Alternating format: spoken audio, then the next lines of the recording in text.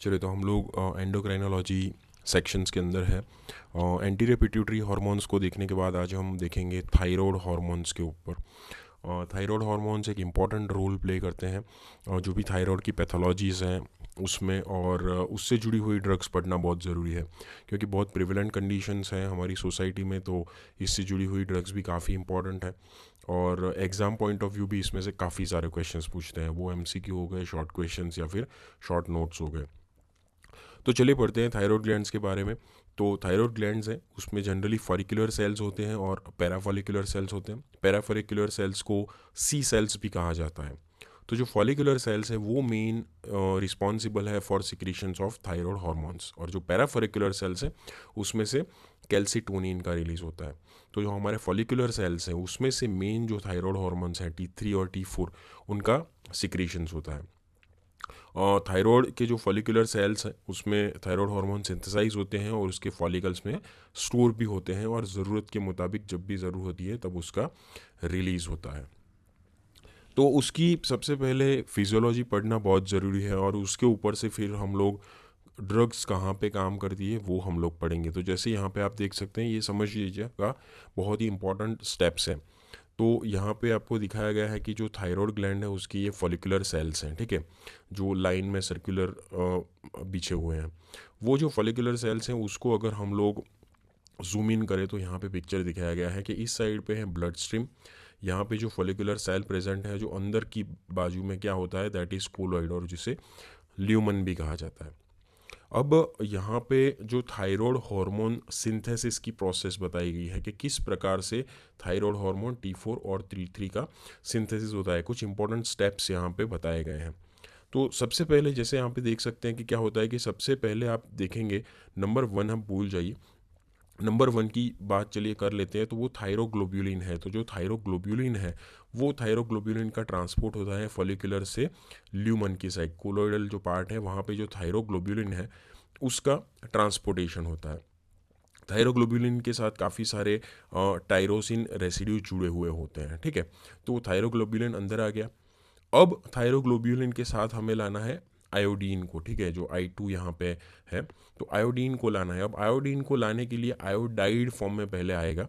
तो जो iodide form में पहले आएगा जो बहुत इंपॉर्टेंट एक पंप के थ्रू आएगा, वो पंप का नाम है सोडियम आयोडाइड सिम्पोर्ट, जिसे NISP कहा गया है। तो सोडियम आयोडाइड सिम्पोर्ट है, ये है, उसके थ्रू सिम्पोर्ट है तो दोनों सेम साइड पे आएंगे। तो सोडियम और आयोडाइड आयन है वो अंदर की साइड फॉलिकुलर सेल्स के अंदर आएगा, ठीक है। यहाँ पे आयोडाइड आयन आ गया है। अब जो आयोडाइड आयन है उसे कोलॉइड के अंदर हमें लाना है, थायरोग्लोब्यूलिन के साथ बाइंड करवाना है। तो इसीलिए ये आएगा with the help of another pump या फिर अनदर प्रोटीन आप कह सकते हैं, जिसे पेंड्रिन भी कहा जाता है, यहाँ पे लिखा हुआ है।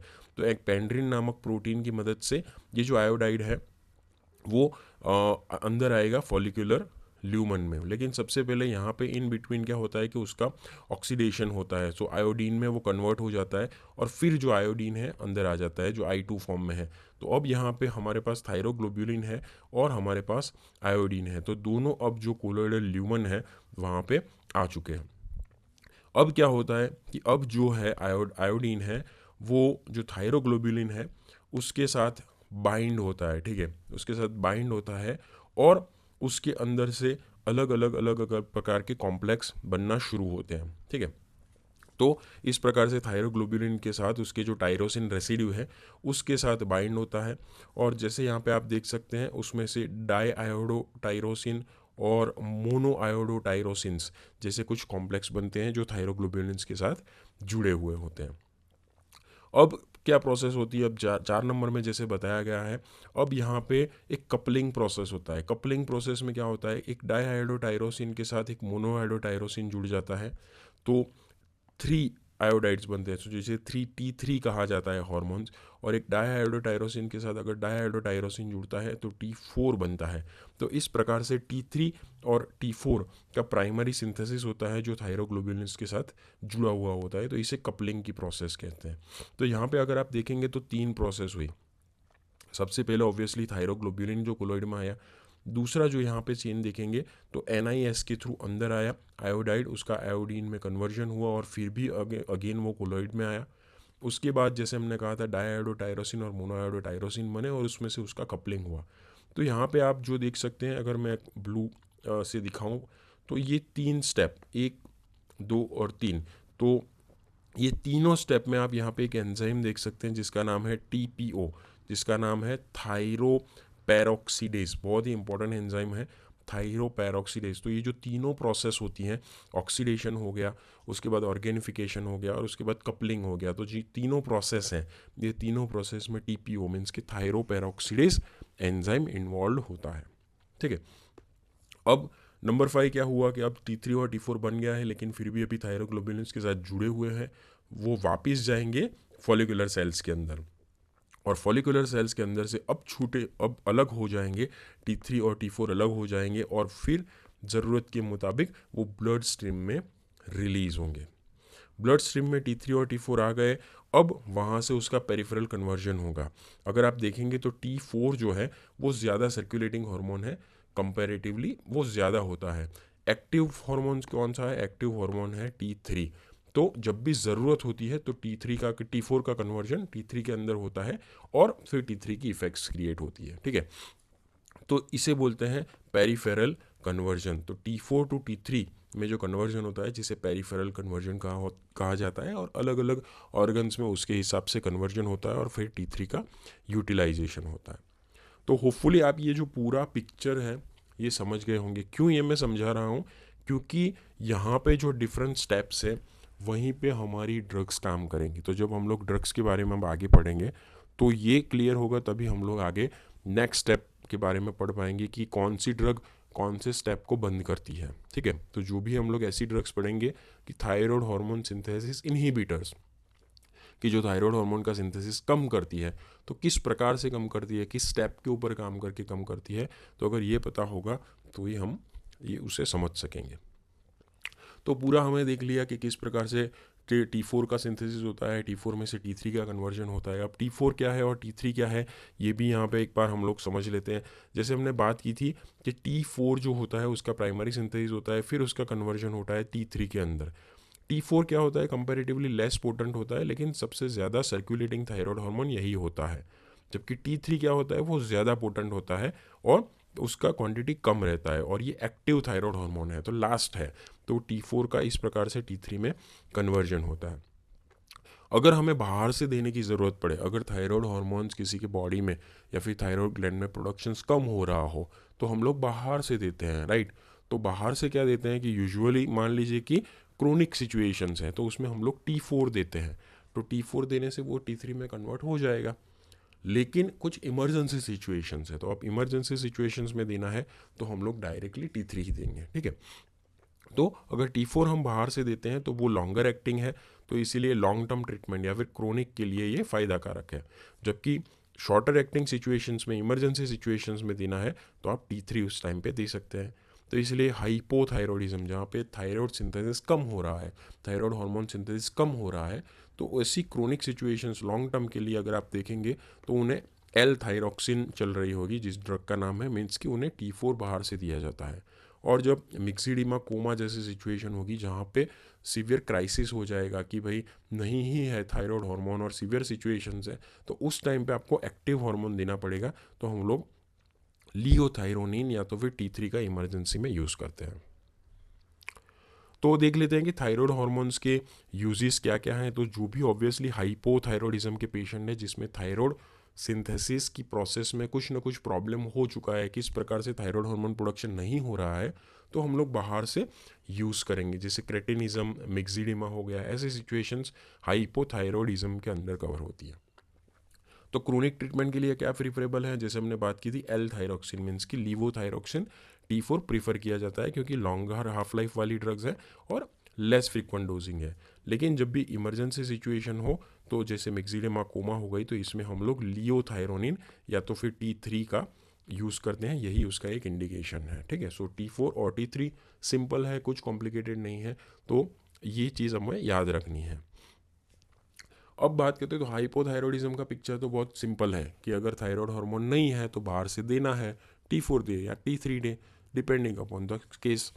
अब जो काफ़ी ड्रग्स जो इसमें से पूछी जाती है वो है for the treatment of hyperthyroidism. क्या होगा अगर थायराइड हार्मोन का सिंथेसिस बढ़ जाएगा, ठीक है, जिसे हाइपरथायरॉयडिज्म भी कहते हैं। तो अगर हाइपरथायरॉयडिज्म होगा तो उसके अलग अलग सिम्टम्स आते हैं, जैसे वेट लॉस होना, मेटाबॉलिज्म बढ़ जाएगा, टैकीकार्डिया होना, पाल्पिटेशन होना। तो काफ़ी सारे वेरियस सिम्टम्स हैं। उसकी डिटेल में हम लोग क्लिनिकल साइट में नहीं जा रहे हैं, हम लोग जब ड्रग्स के ऊपर ही यहाँ पे फोकस कर रहे हैं, ठीक है। तो अब हमारे लिए क्या रिजॉर्ट है, अगर बॉडी में थायराइड हार्मोन का सिंथेसिस का प्रोसेस बढ़ रहा है, ज़्यादा थायराइड हार्मोन आ रहे हैं, तो उसे फिर नॉर्मल करना पड़ेगा। अब नॉर्मल करने के लिए हमारे पास, जैसे हमने बात की थी कि पूरा प्रोसेस हमें पता है कि किस प्रकार से थायराइड हार्मोन का सिंथेसिस होता है, तो उस प्रोसेस के वेरियस स्टेप्स को हम लोग इनहिबिट कर सकते हैं, और जिससे हम लोग थायराइड हार्मोन का सिंथेसिस और रिलीज कम कर सकते हैं, ठीक है। तो वही स्टेप ये पिक्चर में समझाया गया है शॉर्ट में, कि सबसे पहले जो आयोडाइड होता है उसका ट्रांसपोर्ट होता है, फिर उसका ऑक्सीडेशन होता है, फिर उसके बाद उसमें से ऑर्गेनिफिकेशन होके मोनोआयोडोटायरोसिन डाईआयोडोटायरोसिन बनता है, और फिर उसके अंदर से T3 और T4 कपलिंग की प्रोसेस से बनते हैं, ठीक है। फिर उसके बाद इवेंचुअली वो वापस जाते हैं सेल के अंदर, फॉलिकुलर सेल्स के अंदर, कोलोइड के अंदर से, और वहाँ से इवेंचुअली वो ब्लड के अंदर रिलीज होते हैं T3 T4, और उसका पेरिफेरल टिश्यूज़ के अंदर T4 में से T3 के अंदर कन्वर्जन होता है। तो अब यहाँ पे देखिए कि कौन कौन से स्टेप पे काम करने वाली मेडिकेशंस हमारे पास अवेलेबल है। तो अगर सबसे पहले देखें तो हमारे पास ऐसी मेडिकेशंस है जो ये जो ट्रांसपोर्ट पंप है, जिसे सोडियम आयोडाइड सिम्पोर्ट भी हम लोग कहते हैं, NIS, उसको इनहिबिट करने वाली मेडिकेशंस है, जहाँ पे कुछ आयोडाइड सॉरी कुछ नाम लिखे हुए हैं, जैसे हो गए उसके नाम हम लोग देखेंगे, परकोलेट, थायोसाइनेट, ऐसे कुछ नाम हैं। तो ऐसे कुछ ड्रग्स हैं जो ये सोडियम आयोडाइड सिम्पोर्ट को इनहिबिट करती है। फिर हमारे पास कुछ ऐसी मेडिकेशंस हैं, जैसे यहाँ पे लिखा हुआ है थायोअमाइड्स, ठीक है। तो थायोअमाइड्स कुछ ऐसी मेडिकेशंस हैं जो ये प्रोसेस होती है, ऑक्सीडेशन की प्रोसेस हो गई, या फिर ऑर्गेनिफिकेशन की प्रोसेस हो गई, कपलिंग की प्रोसेस हो गई, किस एंजाइम से होती है, थायरोपेरोक्सीडेज नामक एंजाइम से होती है। तो ये जो थायरोपेरोक्सीडेज एंजाइम को बंद करता है, तो जिसका नाम है थायोअमाइड्स। फिर हमारे पास आयोडाइड्स भी हैं। ये आयोडाइड्स क्या करेंगे कि ये जो रिलीज़ हो रहा है T3 T4 का, वो बंद कर देंगे, ठीक है। फिर हमारे पास कुछ ऐसी मेडिकेशंस हैं कि जो पेरिफेरल कन्वर्जन हो रहा है T4 टू T3 में, वो रोक देंगे। तो जिसमें कुछ नाम है जैसे radio contrast media, beta blocker, corticosteroids, amiodarone.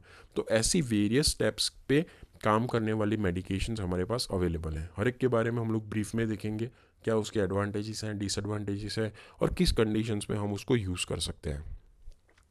तो पहले देख लेते हैं सोडियम आयोडाइड सिम्पोर्ट जो पंप है उसको बंद करने वाली मेडिकेशन। तो जैसे हमने बात की थी थायोसाइनेट, परकोलेट, नाइट्रेट जैसे कुछ ड्रग्स हैं इस ग्रुप के अंदर। क्या करते हैं मैकेनिज्म कि ये जो ट्रांसपोर्ट पंप है उसको बंद करते हैं, जिसकी मदद से आयोडाइड अंदर नहीं जा पाएगा, आगे की प्रोसेस में पार्ट नहीं ले पाएगा, और इससे इवेंचुअली थायराइड हार्मोन का सिंथेसिस नहीं होगा, ठीक है। So inhibit the thyroid hormone synthesis. लेकिन क्लिनिकली यूटिलिटी देखें तो हम लोग ये ड्रग को अब ज़्यादा यूज़ नहीं करते हैं, क्योंकि दे आर वेरी टॉक्सिक। तो अब के लिए वो ऑब्सोलेट हो गई है, और हमारे पास नॉन टॉक्सिक ड्रग्स अवेलेबल हैं, अच्छी ड्रग्स अवेलेबल हैं, तो अब हम इसका यूज़ नहीं करते हैं। Thiocyanate, cabbage, cigarette smoking, sodium nitrochloride उससे भी प्रोड्यूस होता है, ये भी एक एडिशनल इन्फॉर्मेशन है। तो ये जो थायोसाइनेट जिससे भी प्रोड्यूस होता है, अगर हमारी बॉडी में जाता है तो ऑब्वियसली थायराइड हार्मोन की synthesis, normal thyroid hormone synthesis की प्रोसेस में ये हाइंडरिंग कर सकता है। दूसरे ग्रुप की बात करते हैं जो है थायरोपेरोक्सीडेज इनहिबिटर, मीन्स कि थायराइड का जो पेरोक्सीडेज एंजाइम है उससे इनहिबिट करने वाली मेडिकेशन। जैसे आपने फिगर में देखा था कि TPO मीन्स कि थायरोपेरोक्सीडेज इनहिबिटर जो एंजाइम्स हैं वो किस किस प्रोसेस में इन्वॉल्व है, किस स्टेप्स में इन्वॉल्व है। जैसे हमने देखा था सबसे पहले ऑक्सीडेशन की जो प्रोसेस थी, आयोडाइन हम लोग अंदर ला रहे थे, उसके अंदर से आयोडीन बन रहा था। ऑर्गेनिफिकेशन की प्रोसेस थी जिसमें मोनोआयोडोटायरोसिन या फिर डाईआयोडोटायरोसिन जैसे कुछ कॉम्प्लेक्सेस बन रहे थे। और फिर कपरिंग कि उसके अंदर से T3 और T4 बन रहे थे। तो ये जो पूरी प्रोसेस है, मेनली 3 स्टेप्स प्रोसेस है, वो सभी में TPO का इन्वॉल्वमेंट होता है। अगर हम TPO को बंद कर देते हैं तो ये तीनों प्रोसेस, इंपॉर्टेंट प्रोसेस बंद हो जाएगी। तो ये उसकी हो गई मैकेनिज्म और साइट ऑफ एक्शन। अब हम लोग उसकी ड्रग्स के बारे में पढ़ेंगे। तो कौन कौन सी ड्रग्स हैं जिसे थायराइड पेरोक्सीडेज इनहिबिटर्स कहा जाता है। जिसमें है कार्बीमाजोल, मेथीमाजोल और प्रोपाइल थायोयूरेसिल। ये चैप्टर में से सबसे इम्पोर्टेंट शॉर्ट नोट यही है। ये शॉर्ट नोट ही पूछी जाती है, इसके अंदर से ही काफ़ी सारी ड्रग्स पूछी जाती है, क्योंकि ये ड्रग्स हाइपरथायरॉयडिज्म के ट्रीटमेंट में कॉमनली यूज़ की जाती है। ठीक है, तो ये तीनों ड्रग के नाम है कार्बीमाजोल, मेथीमाजोल और प्रोपाइल थायोयूरेसिल। क्या करते हैं ये स्टेप्स को बंद करके जो नए थायराइड हार्मोन का सिंथेसिस होता है वो बंद करते हैं। लेकिन ऑलरेडी जो थायराइड हार्मोन बन के बैठे हैं, T3 T4 ऑलरेडी बन के बैठे हैं, उनका क्या? तो वो तो है ही वहाँ पे। ठीक है, तो जब तक वो ख़त्म नहीं होंगे तब तक थायराइड हार्मोन्स जो है वो ख़त्म होने के बाद ही नया सिंथेसिस का प्रोसेस बंद होता है। ठीक है, तो जो ऑलरेडी बन चुका है T3 T4 उसके ऊपर ये कुछ काम नहीं करते। तो इसीलिए ऐसा कहा जाता है कि उनकी एक्शन तभी आती है, ये ड्रग की एक्शन तभी आती है जब ऑलरेडी स्टोर्ड T3 T4 है वो पूरे यूटिलाइज हो जाए। क्योंकि हमें पता है कि कोलोइड के अंदर जो T3 T4 बन के बैठे हुए हैं वो तो रिलीज होने वाले हैं जब भी ज़रूरत होगा। तो ये क्या करता है कि ऑलरेडी नए T3 T4 बनाने की प्रोसेस को बंद करता है। तो जब ये जो बने हुए T3 T4 यूटिलाइज हो जाएंगे तभी फिर इसका एक्शन आना शुरू होगा। तो इसीलिए कई बार वाइवा में ये क्वेश्चंस पूछते हैं कि इसमें लैग पीरियड देखने को मिलता है, इसकी इफेक्ट आने में 1 से 3 वीक लग जाते हैं। रीज़न ही वही है कि ऑलरेडी जो स्टोर्ड T3 T4 है उसके ऊपर इसका कुछ काम नहीं है। ठीक है, दूसरी एक इम्पॉर्टेंट चीज़, यहाँ पे 2 ड्रग्स है, कार्बीमाजोल, मेथीमाजोल, सेम ही दिख रहा है। तो कार्बीमाजोल एक प्रोड्रग है और वो भी मेथीमेजोल में कन्वर्ट होने के बाद ही काम करती है। तो पहले C आता है फिर M आता है, तो ऐसे आप याद रख सकते हैं कि कार्बीमाजोल में से मेथीमाजोल बन के फिर उसका एक्शंस क्रिएट होता है। एडवर्स ड्रग रिएक्शंस की बात करें तो मोस्ट सीरियस एडवर्स रिएक्शंस की बात करें, ये ड्रग्स से जो होने वाली सीरियस एडीआर्स की बात करें तो वो है ए ग्रेनुलोसाइटोसिस, रिवर्सिबल ए ग्रेनुलोसाइटोसिस, मीन्स कि ब्लड काउंट लो हो जाते हैं। तो ऑलवेज ब्लड काउंट के ऊपर ध्यान रखना ज़रूरी है जब भी ये ड्रग्स चल रही है तो। लेकिन मोस्ट कॉमन एडीआर की बात करें तो रैशेस इससे काफ़ी कॉमन है, मैक्यूलोपेपुलर रैशेस। सो ये 2 चीज़ें कई बार एमसीक्यू में पूछते हैं, which is the most common ADR and which is the most serious ADR. ठीक है, चलिए वन मोर इम्पॉर्टेंट क्वेश्चन ये टॉपिक में से पूछते हैं, मैक्सिमम सबसे ज़्यादा क्वेश्चंस ये पूछा जाता है कि डिफरेंस बताइए कार्बीमाजोल, मेथीमाजोल या और प्रोपाइल थायोयूरेसिल, ये दोनों के बीच का डिफरेंस कई बार एग्जाम में पूछते हैं, शॉर्ट नोट के फॉर्म में, वाइवा के फॉर्म में, एमसीक्यू में भी कई बार इसमें से सवाल पूछते हैं। तो दोनों आप याद रखें। तो अलग अलग पैरामीटर्स हैं उसके ऊपर हमने कंपेयर किया है। तो अगर पोटेंसी की बात करें तो पोटेंसी में कार्बीमाजोल और मेथीमाजोल का अपर हैंड है, उसकी हाई पोटेंसी है compare to propyl thiouracil. Half life की बात करें तो भी कार्बीमाजोल मेथीमाजोल की ज़्यादा है, इसलिए उनकी फ्रीक्वेंसी ऑफ डोजिंग कम है, 1 डे ही दिया जाता है। ठीक है, प्लाज्मा प्रोटीन बाइंडिंग भी देखें तो कम है, कम प्लाज्मा प्रोटीन बाइंडिंग है तो एडवर्स ड्रग रिएक्शंस के चांसेस भी कम है। ठीक है, हिपेटोटॉक्सिसिटी की बात करें, एडीआर की बात करें तो भी कंपैरेटिवली इसमें कम है।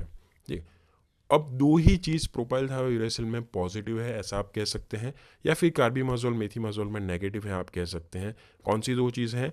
एक तो प्लेसेंटा की अक्रॉस ट्रांसफ़र अगर प्रेगनेंसी में दिया जाए तो ये कार्बीमाजोल मेथीमाजोल है प्लेसेंटा को क्रॉस करती है, जबकि प्रोपाइल थायोयूरेसिल का जो क्रॉसिंग प्लेसेंटा करने की एबिलिटी है वो कम है। तो इसीलिए ये एक पॉजिटिव चीज़ है, बच्चों में कम एक्सपोजर होगा। तो प्रेगनेंसी में अगर प्रीफरेबल है तो पी याद रखें, प्रेगनेंसी में पी, दैट इज़ प्रोपाइल थायोयूरेसिल।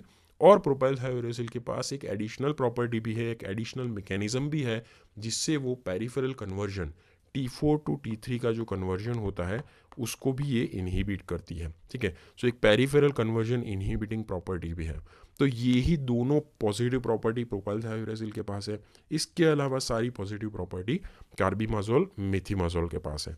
तो इस प्रकार से आप ये पूरा टेबल याद रख सकते हैं। ठीक है, चलिए तो अब जो थायरोपेरोक्सीडेज इनहिबिटर्स हैं उसको हम किस किस सिचुएशंस में यूज़ करते हैं। ऑब्वियसली हाइपरथायरॉयडिज्म के साथ जुड़ी हुई जो भी सिचुएशंस हैं, कंडीशंस हैं, इसमें हम लोग यूज़ करेंगे।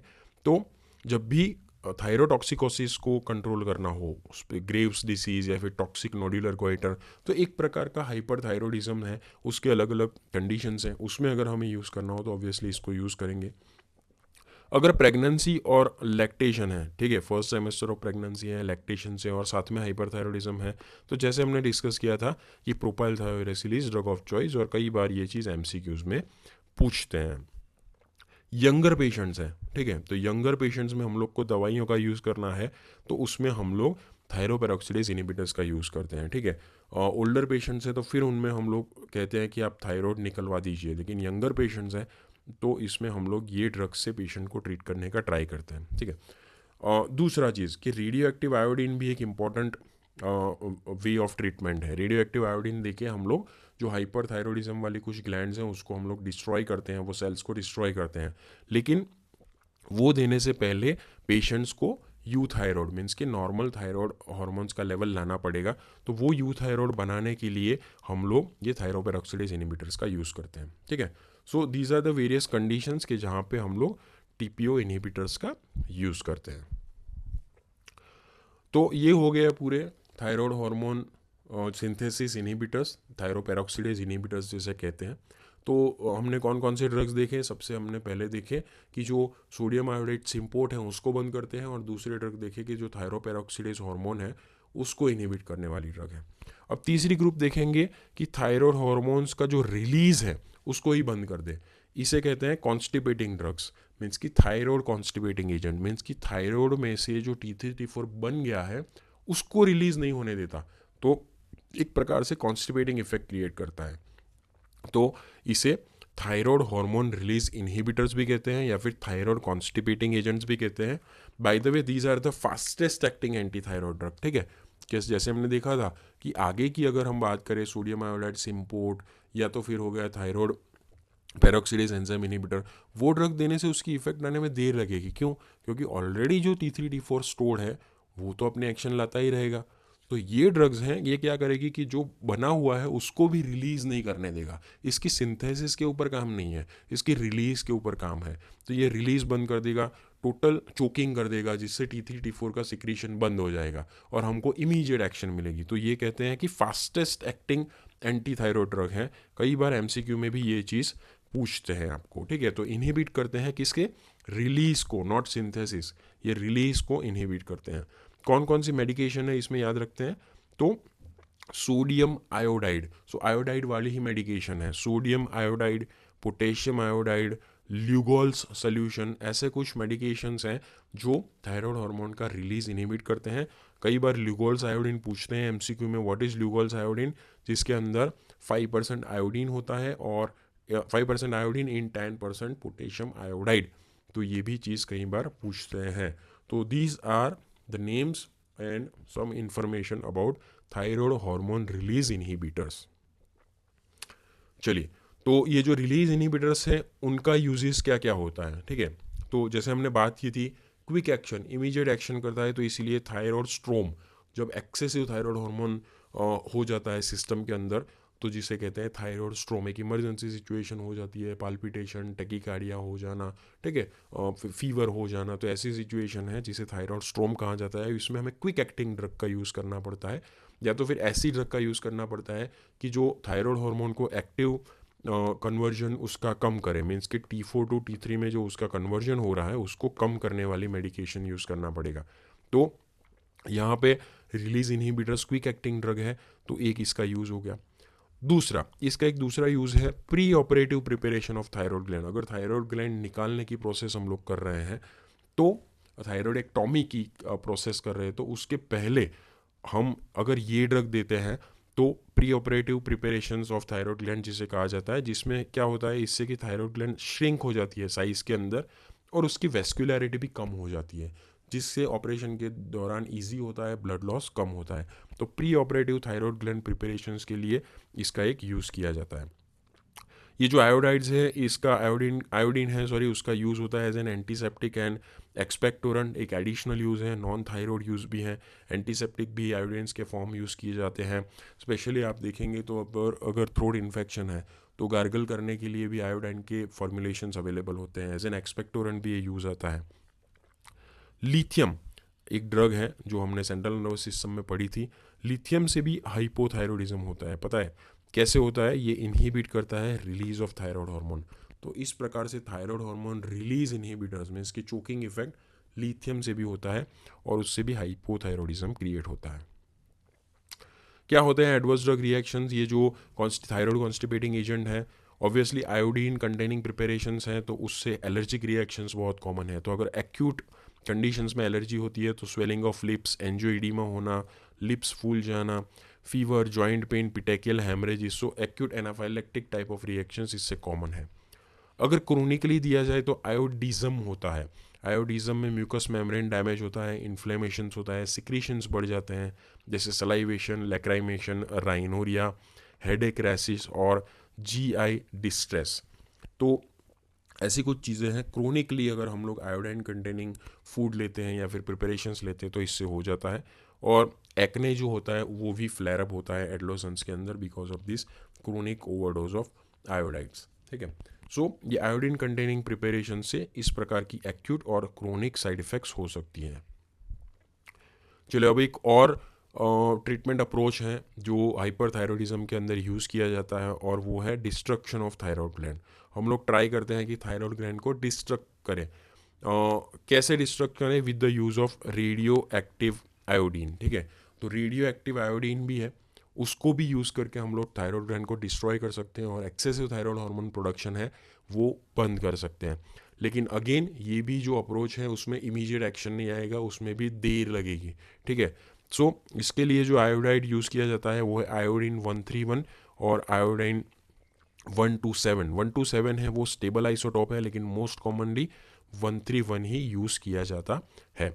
हाफ लाइफ अगर आप देखेंगे तो 8 दिनों की इसकी हाफ लाइफ है, ये भी कई बार एमसीक्यू के अंदर पूछते हैं। ठीक है, तो सोडियम के सॉल्ट्स होते हैं, ओरली दिए जाते हैं। ओरली देते हैं तो धीरे धीरे धीरे सिस्टम के अंदर से थायराइड ग्लैंड है उसको टेकन अप कर लेती है और कोलोइड के अंदर ये जो रेडियो एक्टिव आयोडीन है वो चला जाता है। अब कोलोइड के अंदर जाने के बाद ये रेडियो एक्टिव आयोडीन दो टाइप ऑफ रेज प्रोड्यूस करता है, एक करता है एक्स रेज और दूसरा होता है बीटा रेज। ये जो बीटा रेज हैं वही डैमेजिंग पार्टिकल्स हैं। ये बीटा रेज हैं वही टिश्यू को डैमेज करते हैं, 0.2 to 2 mm जितनी टिश्यू को सिलेक्टिवली पेनिट्रेट करते हैं, उसे डिस्ट्रॉय करते हैं ग्लैंड में से, और सिलेक्टिव थायराइड डिस्ट्रॉइंग इफेक्ट हमें मिलती हैं। तो इस प्रकार से जो एक्सेसिव थायराइड हार्मोन सिक्रीशंस था वो कम हो जाएगा। तो हाइपरथायरॉयडिज्म की ट्रीटमेंट में यूज़ होता है, जैसे हमने बात की थी। डिसएडवांटेज ये है कि इसका स्लो रिस्पॉन्स आता है, उसका मैक्सिमम रिस्पॉन्स आने में भी 3 महीने लगते हैं, तो इमीडिएट एक्शन इससे डेवलप नहीं होता है। तो इसीलिए इसे ऑलवेज कवर अप किया जाता है विथ ड्रग्स। तो थायरोपेरोक्सिडेज इनहिबिटर्स पहले दिए जाते हैं, पेशेंट को यूथायरॉइड बनाया जाता है, फिर रेडियो एक्टिव आयोडीन बनाया दिया जाता है, और फिर भी उसकी जो पीक एक्शन आए तब तक भी हम टीपीओ इनहिबिटर्स का कवरेज उसको देते हैं। तो टीपीओ इनहिबिटर्स के कवरेज के अंदर ग्लैंड्स को प्री प्रिपेयर करने से उसकी पीक एक्शन आने तक हम लोग ये ड्रग यूज़ करते हैं। चलिए अब जो रेडियो एक्टिव आयोडीन है वो किस सिचुएशंस में यूज़ करना चाहिए और किस सिचुएशन में नहीं यूज़ करना चाहिए। ओल्डर पेशेंट्स हैं, 35 ईयर्स से ज़्यादा ओल्डर पेशेंट्स हैं, कोई हार्ट डिसीज़ हैं जिसमें हम लोग सर्जरी नहीं कर सकते, तो ऐसे पेशेंट्स में फिर हम लोग रेडियो एक्टिव आयोडीन का यूज़ करेंगे। लेकिन यंगर चिल्ड्रन है, प्रेगनेंसी है, साथ में कोई ऑफ्थेल्मिक पैथोलॉजी भी है, तो उस सिचुएशंस में फिर रेडियो एक्टिव आयोडीन का हम लोग नहीं यूज़ कर सकते। क्योंकि एक चीज़ आप हमेशा याद रखें कि अगर रेडियो एक्टिव आयोडीन से ज़्यादा थायराइड ग्लैंड डैमेज हो गई तो उससे क्या हो सकता है, हाइपोथायरॉयडिज्म भी हो सकता है, और ये जो हाइपोथायरॉयडिज्म हो गया तो अब ये इरिवर्सिबल हो जाएगा, तो फिर अब आपको life long thyroid hormone treatment लेना पड़ेगा। ठीक है, तो इससे जो थायराइड ग्लैंड्स को डैमेज होता है वो काइंड ऑफ परमानेंट डैमेज होता है और जिससे हाइपोथायरॉयडिज्म भी हो सकता है। तो इसीलिए हम लोग यंगर चिल्ड्रन में ये प्रीफर नहीं करते हैं, ये कंट्राइंडिकेटेड है। चलिए और लास्ट हम लोग अप्रोच देखते हैं कि किस प्रकार से हम लोग थायराइड हार्मोन्स के इफेक्ट्स को हम लोग कम कर सकते हैं, और वो अप्रोच है कि inhibiting the peripheral conversion of T4 to T3। कि जो पेरिफेरल T4 और T4 T3 रिलीज होता है, मेनली T4 रिलीज होता है, और उसमें से जो पेरिफेरल कन्वर्जन है T4 to T3 वो होता है, तो उसे कम कर दिया जाए तो T3 का एक्शन हम लोग कम कर सकते हैं। तो ये जो पेरिफेरल कन्वर्जन होता है T4 to T3 में जो कन्वर्जन होता है वो किस एंजाइम की मदद से होता है, वो एंजाइम का नाम आप याद रखिए, 5-D आयोडीनेज। सो 5-D आयोडीनेज नामक एक एंजाइम है, वो मेनली कन्वर्जन करता है T4 से T3 के अंदर, और T3 का फिर हमें एक्शन देखने को मिलता है। तो अगर इसको इनहिबिट कर दिया जाए डी आयोडीनेज नामक एंजाइम को, तो जिससे एक्टिव थायराइड हार्मोन की जो इफ़ेक्ट है वो हम लोग बंद कर सकते हैं। तो इसीलिए ये जो एक्शन है ये काइंड ऑफ क्विक एक्शन है। ये स्टेप पे अगर काम करने वाली दवाई का हम लोग बारे में देखेंगे तो क्विक एक्टिंग दवाइयाँ हैं। तो इस प्रकार के अप्रोच से हाइपरथायरॉयडिज्म में भी हम लोग यूज़ कर सकते हैं। अगर टीपीओ इनहिबिटर्स की बात करें तो उसमें हमने एक ड्रग देखी थी जिसका नाम था प्रोपाइलथायोयूरेसिल। उसमें एडिशनल प्रॉपर्टी थी, विथ टीपीओ इनहिबिटर साथ में वो पेरिफेरल कन्वर्जन भी इनहिबिट करता था। एमियोडेरोन नाम की एक एंटी एरिथमिक ड्रग है, आप हमारा सीवीएस सेक्शन में आप देखेंगे एंटी एरिथमिक में एमियोडेरोन ड्रग है, तो वो भी एक पेरिफेरल कन्वर्जन इनहिबिट करती है थायराइड का। प्रोप्रेनोलॉल बीटा ब्लॉकर है, फिर भी वो peripheral conversion T4 to T3 बंद करती है। और ग्लूकोकॉर्टिकॉइड्स ये भी पेरिफेरल कन्वर्जन बंद करती है।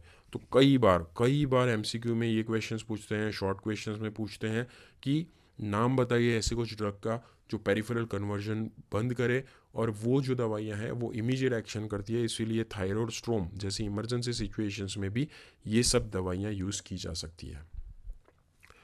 ठीक है, अब थायराइड स्ट्रोम की हमने बात कर ही दी है, तो थायराइड स्ट्रोम में भी यूज़ होने वाली दवाइयों के बारे में डिस्कस कर लेते हैं। थायराइड स्ट्रोम जैसे हमने बात की थी, एक्सेसिव थायराइड हार्मोन सिक्रेट होने से होने वाली एक इमरजेंसी सिचुएशंस है जिसमें थायराइड हार्मोन की एक्शंस एक्सेसिव हो जाती है, जिससे पाल्पिटेशन होना, फीवर होना, इलेक्ट्रोलाइट इम्बैलेंस, टैकीकार्डिया वो बहुत कॉमन है। तो इसीलिए हम लोग सिम्टोमेटिक ट्रीटमेंट देते हैं और एक कुछ ऐसे ट्रीटमेंट देते हैं कि किसी प्रकार से हम लोग थायराइड हार्मोन्स का या तो फिर सिक्रीशंस कम कर सके या फिर पेरिफेरल कन्वर्जन कम कर सके। तो यहाँ पे बीटा ब्लॉकर्स यूज़ की जाती है, जैसे हमने डिस्कस की प्रोप्रेनोलॉल, एस्मोलॉल, एटेनोलॉल। बीटा ब्लॉकर्स कैसे काम करती है कि जो सिंपैथेटिक ड्राइव है उसको ही एंटागनाइज करती है, तो उसके साथ जुड़े हुए सिम्टम्स जैसे ट्रेमर हो गए, टैकीकार्डिया, पल्पिटेशन, एंग्जाइटी, तो ये सब चीज़ों को टेक केयर करने के लिए ये बीटा ब्लॉकर एक बहुत ही इफेक्टिव मेडिकेशन है थायराइड स्ट्रोम में। अगर हार्ट रेट को कंट्रोल करना है, बीटा ब्लॉकर नहीं यूज़ कर सकते, तो आप डिल्टीएज़म जैसे कैल्शियम चैनल ब्लॉकर को भी यूज़ कर सकते हैं। स्टेरॉइड्स भी इफेक्टिव है, IV मेथाइल प्रेडनोसोलोन हम लोग यूज़ कर सकते हैं स्पेसिफिकली ग्रेव्स ऑफ्थेल्मोपैथी में, जो हमने ऑलरेडी देख चुके कि कॉर्टिकोस्टेरॉइड पेरिफेरल कन्वर्जन कम करता है। तो ये कुछ थायराइड स्ट्रोम का यहाँ पे पूरा पिक्चर बताया गया है। तो आप प्रोप्रेनोलॉल यूज़ कर सकते हैं। तो प्रोप्रेनोलॉल एक अच्छी ड्रग, या तो कह सकते हैं कि ड्रग ऑफ चॉइस के तौर पर उभरी है थायराइड स्ट्रोम में। लेकिन एंटी थायराइड मेडिकेशन अगर कोई यूज़ करनी है आपको इस सिचुएशन में, तो आप बेस्ट ऑप्शन है प्रोपाइलथायोयूरेसिल। तो प्रोपाइलथायोयूरेसिल से मेन एडवांटेज ये होता है कि तो पेरिफेरल कन्वर्जन बंद होता है और धीरे धीरे वो सिंथेसिस भी बंद कर देगा। ठीक है, तो ये भी एक अच्छी मेडिकेशन है। हाइड्रोकॉर्टिजोन जैसे हमने बात की, एंटी इन्फ्लामेटरी है, इमीजिएटली वो कन्वर्जन भी कम करेगा, तो वो भी एक अच्छी मेडिकेशन है। तो फर्स्ट लाइन के तौर पे ये यूज़ की जाती है। फिर अगर सेकंड लाइन यूज़ करना है तो आप थायराइड कॉन्स्टिपेटिंग एजेंट्स या तो फिर रिलीज इनहिबिटर्स के फॉर्म में ल्यूगोल्स आयोडीन या फिर पोटेशियम आयोडाइड या सोडियम आयोडाइड यूज़ कर सकते हैं। ठीक है, सपोर्टिंग थेरापी इंपॉर्टेंट है। सपोर्टिंग थेरापी में जैसे आपको इलेक्ट्रोलाइट इम्बेलेंस है तो वो करेक्ट करना है, फीवर कंट्रोल करने के लिए पैरासीटामोल देना है, अगर कन्वर्जन है तो फिनोबार्बिटॉन से मैनेज करना है। ठीक है, कार्डियक फेलियर है साथ में तो एस इनहिबिटर्स या तो फिर फ्यूरोसमेट जैसी मेडिकेशन से मैनेज करना होगा। फिर डिपेंडिंग अपॉन जो क्या क्या हाइपरथर्मिया है, हाइपोक्सीमिया है, उसको मैनेज करने के लिए फिर आपको और भी मेजर्स लेने पड़ेंगे। जैसे हाइपरथर्मिया हो गया है, टेम्परेचर बहुत बढ़ गया है, तो फिर आपको कूलन मैट्रेसिस या फिर कोल्ड आपको वेज से उस पेशेंट का टेम्परेचर कम करने का ट्राई करना होगा। ठीक है, कई बार मैकेनिकल वेंटिलेशन की भी ज़रूरत पड़ती है अगर सैचुरेशन बहुत ही कम हो गया या फिर हाइपोक्सीमिया हो गया तो ये पूरा जो हमारा पिक्चर है वो है थायराइड स्ट्रोम का। तो होपफुली आपको ये जो थायराइड हार्मोन्स का पूरा जो टॉपिक है उसमें पता चल गया होगा। हमने ऑलमोस्ट सभी इंपॉर्टेंट चीज़ों को कवर करने का ट्राई किया है। फिर भी कोई चीज़ आपसे हमसे चूक रही हो, अगर आपको पूछना हो तो आप कमेंट कर सकते हैं। आपने हमारे दूसरे जो अगर प्रैक्टिकल्स के प्लेलिस्ट नहीं देखे हैं तो वहाँ पे आप देख सकते हैं, और भी हमने सिस्टम वाइज प्लेलिस्ट बनाए हुए हैं और वहाँ जाके आप प्लीज़ चेकआउट कीजिए। Thank you very much.